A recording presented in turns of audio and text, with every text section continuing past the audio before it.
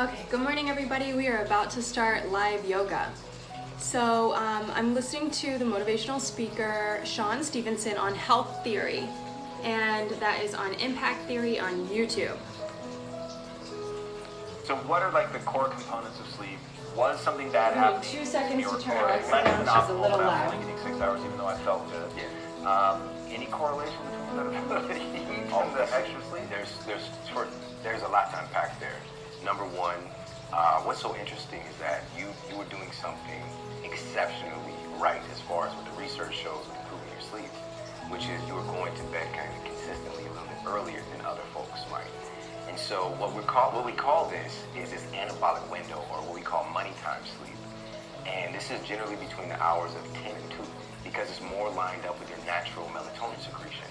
So if you go to sleep during those times, you actually spend more time in the deepest, most anabolic stages of sleep.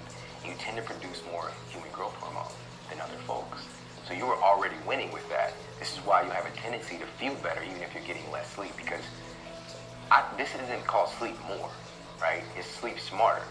And there are many people who sleep, 8 to 9 hours and they wake up feeling like straight up, hot garbage. You know what I'm saying? And they're just wondering why. It's because it's the quality of sleep. And when I say quality of sleep, what does that mean? Let's break that down. So your sleep is regulated by changes in your brain waves. It's really fascinating stuff. And we still don't know really what sleep is. Trying to define sleep is like trying to define, when Forrest Gump's like life is like a box of chocolates, sleep is like pretending to be dead. We don't really know, right? But we do know the changes that happen in the brain. We cycle from kind of a normal waking state with gamma, beta. We're probably in beta right now. We move to alpha, theta, delta is where the deep anabolic dreamless sleep takes place. And we need all of them. And there's a certain percentage we spend in each that helps rejuvenate our mind and body. And if you optimize certain things, you'll do it more efficiently.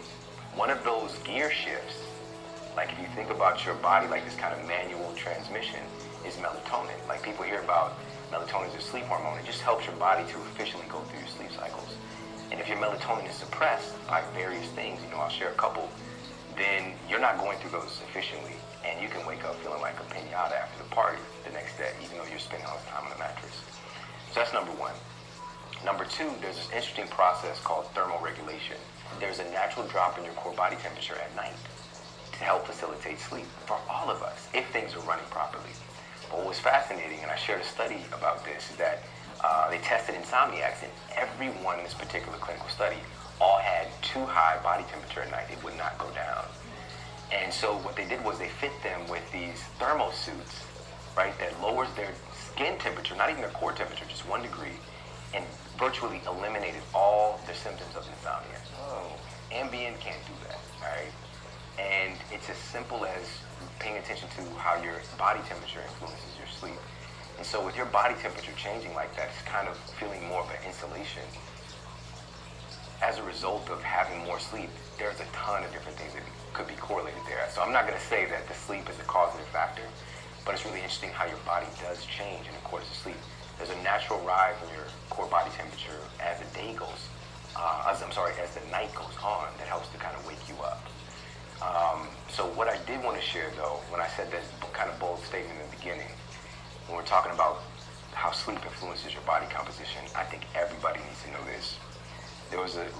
This study really blew my mind, and this was done at the University of Chicago. And they took people and they put them on a calorie-restricted diet, kind of typical stuff again I'm taught in college, to see the impact on weight loss when they're sleep deprived or getting enough sleep, right? So they put the people on this particular diet, monitor everything. One phase of the study, they're getting 8.5 hours of sleep, right? And then they track all their metrics. Another phase of the study, same exact diet, same exercise, they don't change anything else, but now they sleep deprive them, and they take away 3 hours of sleep. So now they're getting 5.5 hours of sleep versus 8.5 hours of sleep. At the end of the study, they found that when individuals were well rested, they burned 55% more body fat just by getting more sleep. And so the question is, how does this happen? Melatonin, when I talked about this a little bit earlier, it's not just that it's involved in sleep, it's also involved in fat loss. And this study, this was done in the journal Pioneer Research, found that melatonin production helps to increase your body's mobilization of something called brown adipose tissue, right? right? This is a type of fat that burns fat, all right? And the reason that it's brown is that it has more mitochondria.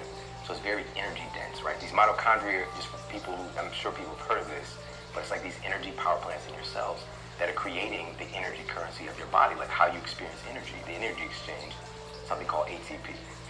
And so when you are producing adequate melatonin, you're producing and mobilizing adequate amounts of brown adipose tissue, which just puts you in a metabolically advantaged state, all right? But if you're not getting the melatonin production, which you've got to meet 2 requirements. Number 1, you need a biological night. So that means this could actually be during the day, but it's a consistent cycle of when it gets produced. But the other requirement needs to be met, that you need darkness. Your body produces melatonin exclusively in darkness. And so that's one. Also, how do they get that body fat change? HGH production, which we talked about too. Human growth hormone is muscle sparing, and it's a big driver of energy. It's also known as a youth hormone. Kids have an insane amount of HGH being produced. This is why they have so much energy. We have a pretty sharp decline in our production right around 18 to 20. But my argument is that around 18 to 20, we generally in our culture, like, we leave the house, we might go to college, that kind of thing, and we no longer have structure, we no longer have rules, and we're not going to produce as much HGH. Third thing, really quickly, is, and this is all has to do with the diet and the food choices, is leptin, all right? And I know people have talked about leptin before, but leptin is your body's kind of glorified satiety hormone. And so when you're producing adequate amounts of leptin, you feel more in control, right? You feel more satiated. But when leptin kind of falls off the map, or you have leptin resistance can take place, then we're going to have some pretty big issues with you regulating your cravings and your appetite. And so Stanford University researchers found that just 1 night of sleep deprivation radically suppresses your leptin.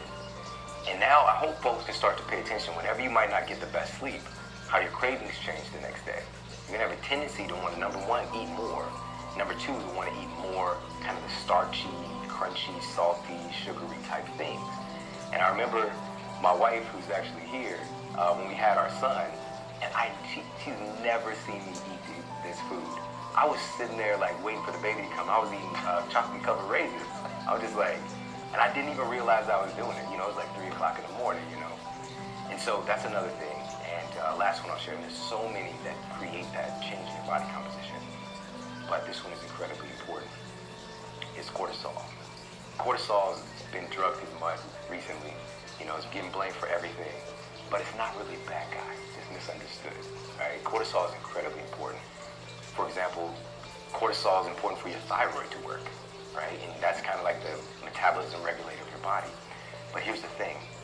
Just 1 night of sleep deprivation radically increases your cortisol and suppresses melatonin actually as well. But this rise in cortisol has a really powerful ability to start to break down your muscle tissue, which your muscle is your body's kind of fat-burning machinery. And so it can convert your muscle tissue into glucose. It's a process called gluconeogenesis as a kind of fight or flight response, because your physiology doesn't know why you're not sleeping. You know, it must be some danger about, you know. And so understanding those major hormones, and there's many others, you start to see the picture that gets painted with just how much your sleep quality impacts your physical appearance. Really crazy. I've always known you need sleep, but I didn't know why. And so getting into, or transitioning, I should say, because I always knew you needed sleep, because if I didn't get it, I felt terrible. But that was sort of the end of it. I even let myself just stop at the, we don't really know why you sleep, but not diving into the real breakdown, which is really fascinating. So what are things then that people can do to actually optimize their sleep? Yeah, this is what it's really all about. You know, I like to start with the low-hanging fruit first. And something really, really fascinating is just simply changing or embracing the time of day that you exercise can improve your sleep quality. And so Appalachian State University did a really cool study, and they wanted to see what time of day, exercising various times of day, how does it impact your sleep quality. And so they had the study participants to exercise exclusively at 7 a.m., and another phase exclusively at 1 p.m. in the afternoon, another phase exclusively at 7 p.m. in the evening.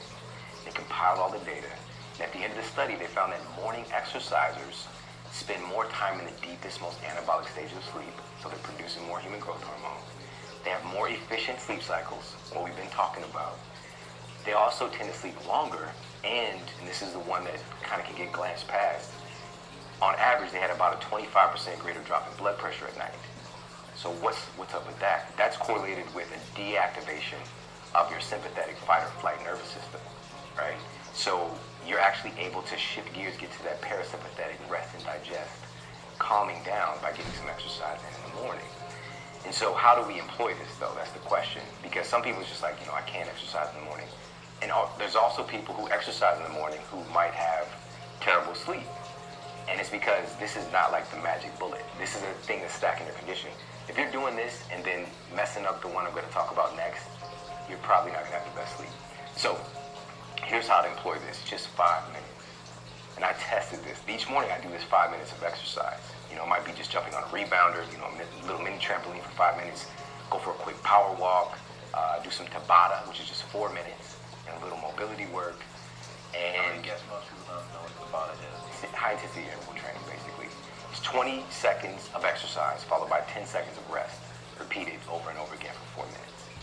And in his clinical studies, this was found to outperform, traditional cardio, like the kind of moderate intensity 45 minutes of exercise in 4 minutes. Wow. The change in your cardiovascular benefits, body composition, and also changing your mitochondria as well. This is why it works. It does something called a cortisol reset.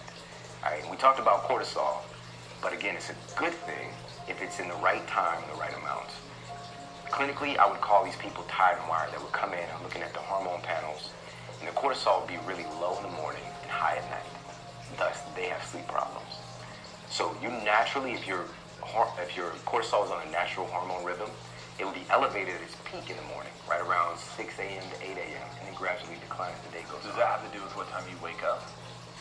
Sort of. The cortisol will kind of tend to nudge you out of sleep, but also will tend to notice that as your sleep goes on, it becomes lighter and lighter anyway, right? This is when you tend to remember your dreams, like at the end of the sleep. And so getting this little boost, like helping your body to propel and get your cortisol up via exercise, helps to reset that rhythm and get you back on track. So that's why it works. So that's number one. Low-hanging fruit, just get in 5 minutes of exercise. Start in the morning, no matter what. Just 5 minutes is all you need. It's going to help to create this snowball effect of good things for you. 5 minutes. If this is the time you do go to the gym and do your full workout, so be it, all good.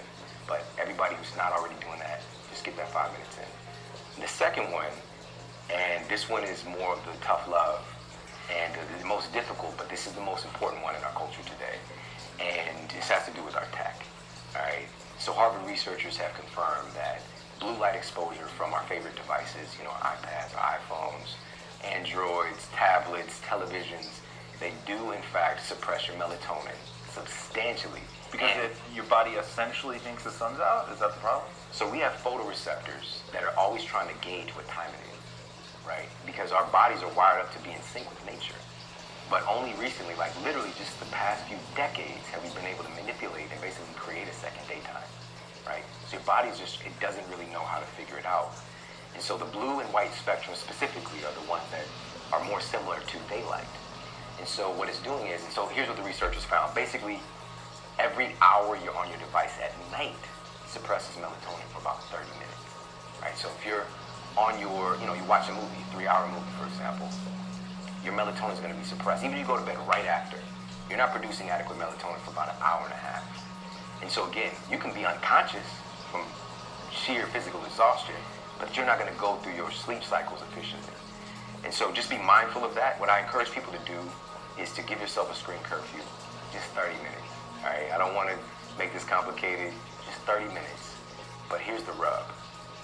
We are addicted to our devices, like straight up. We just need to be, I am, we all are, Basically, it's because of this dopamine loop, right? Dopamine is so powerful, so interesting. Dopamine is one of the things I truly feel has helped to create our civilization as it is, because it drives us to seek, right? Dopamine drives us to seek and to grow and to find, to discover. The internet is perfect for manipulating this, because every time you look for something, you find something. Especially social media. You seek, find, seek, find. You produce the dopamine that drives you to look. But why do you keep going is every time you find something, you get a little bit of a hit from your opioid system. Like, it's like this slow drip, right? Morphine. And so it starts to like feel really good. And to the point where you might be doing your work and like you got a deadline and you just, like, I'll check Instagram real quick. Before you know it, it's like 30 minutes later, you fall into the internet black hole. It's like, it just pulls you in. So be aware of that. I'm not saying, again, our connection with tech is just gonna grow. So I'm not bashing that. It's just be aware of it.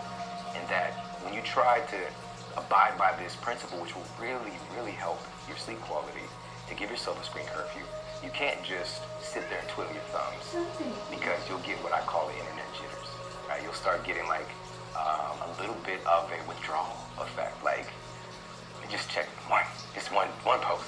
What we have to do is this: you have to replace it with something of greater or equal value. It's really that simple. Hopefully, it's what I encourage people to do.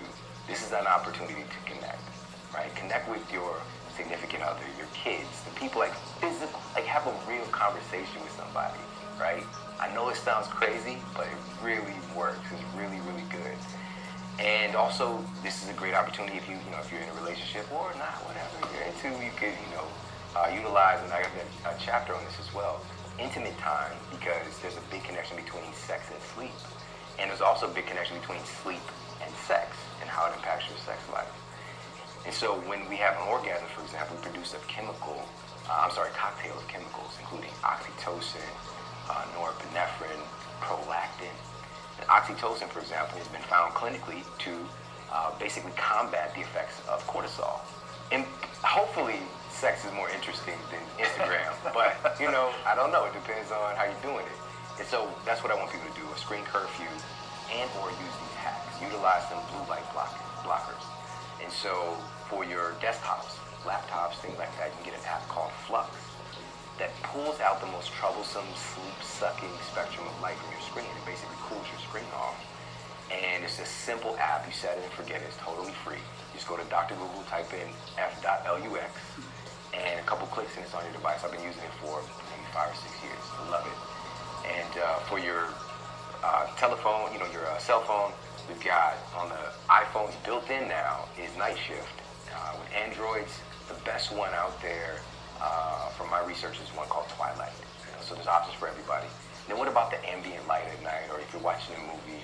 Again, don't get too neurotic about it, but if this is a problem for you and you're not sleeping as well as you could be, or your results, your body composition not changing, you're not getting that blood pressure down, you're not having that focus you need through the day, then you might want to address this. But another little hack is to get some blue light blocking glasses. The first ones I had was straight up like, I just built a birdhouse. But now there's some really cool stylish ones that you can rock. As a matter of fact, you'll create a neural association.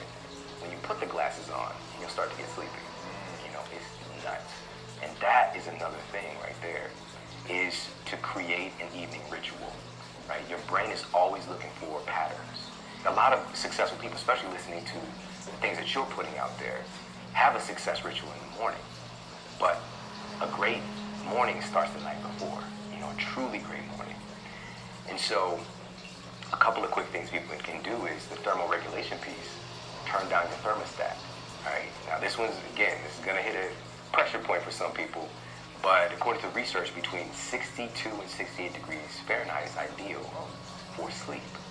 And so for some people it's gonna sound a little bit frosty, but lowering the thermostat a little bit can have incredible benefit for your sleep. But this doesn't mean you can't use your covers and put on some warm socks, that kind of thing. So cooling off this thermostat, making sure that your bedroom, ideally, I call it a sleep sanctuary. And so that when you walk into your bedroom at night, if your brain has a neuroassociation, when I go into my bedroom, I'm watching television, or I'm working, those channels are going to fire because of the myelin getting laid down over the years of you doing that behavior, or even months it can get laid down. And so you might have the intention of going to bed, but if your TV's in there, your brain is going to be firing, expecting to watch television. Parts of your brain are going to be waking up in a way. And so I encourage people to get the tech out of your room, have your bedroom be a sleep sanctuary, or some place that's just for the double S, which is sleep and sex. Here's also a really interesting reason why. There's an Italian study done. They found that couples who have a television in their bedroom have 50% less sex. Really? Yeah. That's interesting. It's And this is a little bit more middle-aged, a little past middle-aged than people in the study. And I know some people are like, it's not true, I have sex all the time. You probably do it in a snowstorm. Like, it doesn't matter where you are. Like, you're a human rabbit, it doesn't matter. But for other people, it's like a distraction, right? It's a distraction, and it can also, create all of those kind of chemical soup issues that we've been talking about with elevating cortisol and those kind of things. So, ideally, get your television out of the room, the other tech, and last thing with the sleep environment I'll share. When I talked about melatonin, you need those two conditions, biological night, and you also need a dark environment. And so if you're in an environment where you're maybe in a suburban or city environment where there's like neighbors' porch lights coming in, there's LEDs outside, cars coming up and down the street, as crazy as this sounds, that small amount of light, what we're now dubbing light pollution, can have a significant impact on your sleep quality. And here's why we know this. Cornell University, I think, did the best study on this. And they took a test subject and had them sleep in an otherwise dark room. And they took a light, a fiber optic cable, and a light the size of a quarter and put it behind their knee. And that was enough to disrupt their sleep cycle. Because your skin also has photoreceptors that is sending information to your brain, your nervous system, your internal organs to try to tell your body what time it is. It's trying to figure it out. So we want to get rid of that artificial light exposure. Now, does this mean moonlight and stars? No, humans have evolved with those things. And their lux, like I actually put a lux chart in the book, is so small compared to even the weakest fluorescent bulbs. And so get yourself some blackout curtains if that external light is an issue. Internal light, your alarm clocks and, light, lamps. Some people still are sleeping with their lights on and things like that. Be mindful of that. And also what you can do is just change the bulb color. If you still have issues with the dark, which some adults do, then that's okay. You can change the bulb color. And I actually had some NASA scientists, or people that work with them, to send me some different bulbs. Because folks in space, they don't have that biological clock. And so they would experience all these different health challenges. They had to try to figure it out. They knew that it was an issue with their sleep. And so they started to give them different bulbs for different times of day, in a way, even though they're in outer space. So it's really cool what you can do with these little hacks. But bottom line is you want to have a dark cycle so you can produce melatonin. And, those are just a few of the different things people can do. It's really interesting because you've talked about how, like the light behind the knee, you've got these photoreceptors and they're communicating. There's a lot of signaling going on. You've said that the brain makes the body, and then you've also said that food is data. Talk to me about what do you mean by food is data? I think that's a pretty powerful concept. Yeah, definitely. This was a big game changer for me early on when I realized that, the food that I was eating wasn't just food, it was information. And every single bite of food that I was eating, and this is something that I've been studying now for over 10 years, I absolutely love this, is something called nutrigenomics. And it's a study looking at how every single molecule of food that you eat impacts your genetic expression. Food is that powerful, and several other epigenetic factors like sleep, which might be the biggest epigenetic influence. You get to choose what kind of copies are being made of you. Your genes are basically blueprint to print out certain copies. And there's upwards of like 4,000 different variations that one gene can do. And you get to have a big role, a big part in how those genes are getting expressed. So understanding that when we eat a particular food, it isn't just, I'm just eating this thing. It's setting off a cascade of events. And it's incredibly empowering, but also can be really sobering. And again, I don't want to get people into the neurotic state because I've been there. But it's more like the majority of what we want to do is things that are hormone healthy, things that are healthy for your DNA, things that are healthy for your genetic expression. Because, you have a big influence on that. And so, early on, really kind of having that light bulb go off, it really empowered me to start making food decisions that can help me. Because, if you really think about this, I had the spine of an 80-year-old man when I was 20 years old. I'm in some ways, I'm like Benjamin Button, right? Like, I'm aging backwards, Have you guys talked about telomeres yet? On the show now. So telomeres are basically the most valuable asset that we have currently to basically tell us how long we're going to live, all right? And so what do I mean by that? your telomeres are like these little, the iglets at the end of your shoestrings that keep your shoestrings from unraveling. That's kind of like how telomeres work. They're the end caps at the end of your chromosomes. And as life goes on, your cells divide, and those they keep getting clipped off. Those telomeres get clipped off shorter and shorter to the point where your DNA basically unravels, right? And so the crazy thing is that sleep, your sleep spectrum, whether you're getting high quality sleep or sleep deprived, could be the biggest influence on your telomere length. Right? So literally aging you faster when you're sleep deprived. So because when we're younger, we're like, sleep 3 hours, whatever, it's no big deal, and you can quote get away with it, and you can. But what you're doing is accelerating your aging process.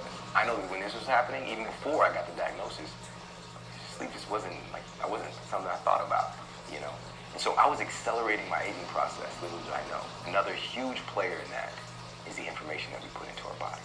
The food and water. And also a big player is our environment, our relationships, the people around us. And if you were to ask me, sleep is more powerful than exercise and nutrition combined on your physical appearance and your health. But your relationships are the biggest governing force over all of it, because that is the most influential thing on the decisions you make with your sleep, on the decision you make with the food that you eat, on the decisions you make on whether or not you're exercising or when and how you do it. So it's incredibly important to be mindful of, if we're looking at ways that we can stave off the aging process, stay young, vital, healthy, happy, as long as possible. We need to be mindful of all of those things.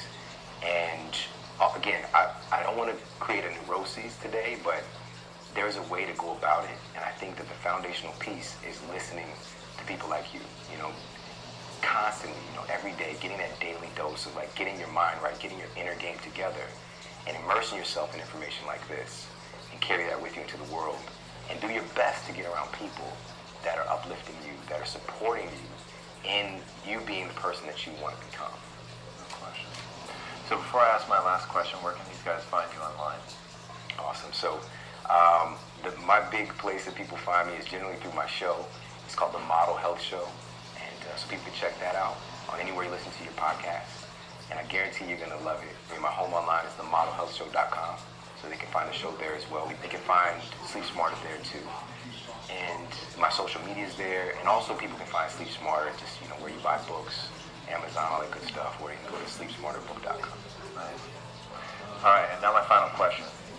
If you could recommend people to make one change, but only one change to their life to have a massive improvement on their health, what would it be?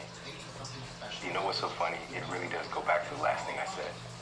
The number one thing, the very best thing that you can do is to get yourself around healthy people. Everybody's heard this statement by now. You're the average of the 5 people that are closest to you. It has a tremendous impact, and I always like to support everything I say with science. But Princeton University did an interesting study, and they had individuals get together and create rapport, right? Just basic little small talk conversation. And within just a couple of minutes, their brain waves synced up. All right, the frequency at which their brains were moving literally started to match. That happens all the time. You're syncing up with the people around you. So if the number one thing you can do to transform your health is to get yourself around healthy people. Get yourself in the environment, because it's very difficult to go to McDonald's if you're with a healthy person. Like, you guys are like out, just came from the gym, and they're on their way to Whole Foods or whatever. You're like, stop, grab me a McRib. It's like highly unlikely that you'll do that. Just from a logical sense, but from this kind of even metaphysical, deeper level, you really are a product of your environment. And the great thing about humans is that we're not just a product of our environment, we're creative of our environment. So you can consciously choose that. And that's what's going to help you to take your things to another level. I love that. Sean, thank you so much for being on the show, man. That was incredible. Guys, this is, I'm telling you, somebody that you are absolutely going to love diving into the world. The way that he answered that last question tells you everything that you need to know about Sean Stevenson. He should have said sleep, because sleep moves more books, but he didn't. He said being around the people, getting around healthy people. He talked about relationships, because that's the truth. And when somebody is far more interested in the truth than they are in moving units, that's when, ironically, they actually move more units, because you know that you can trust them and they really build credibility within their community. His show is amazing, and that is but the tip of a very large iceberg of somebody who cares very deeply about actually helping people. And that's what you're going to see as you dive deeper and deeper into his world, is not only is he trying to get things backed up by science, but this is stuff that he's experienced in his own life. He's worked with thousands of people in his clinical practice, seen how it plays out with them. He doesn't look away from the things that disprove what he believes. In fact, as he mentioned earlier, he stares right at those things, goes after them, because he wants to continually update his thinking, which makes... Good morning, everybody. I'm Megan of Megan's Plant Boutique. Thanks for watching my live yoga. Today we listened to Impact Theory on YouTube. We listened to Sean Stevenson speak on health theory. And what health theory is, let me get comfortable here. What health theory is that, there's so much that can help your health. He was saying that, if you don't get the proper amount of sleep, you can basically undo your DNA. He was saying that, the end of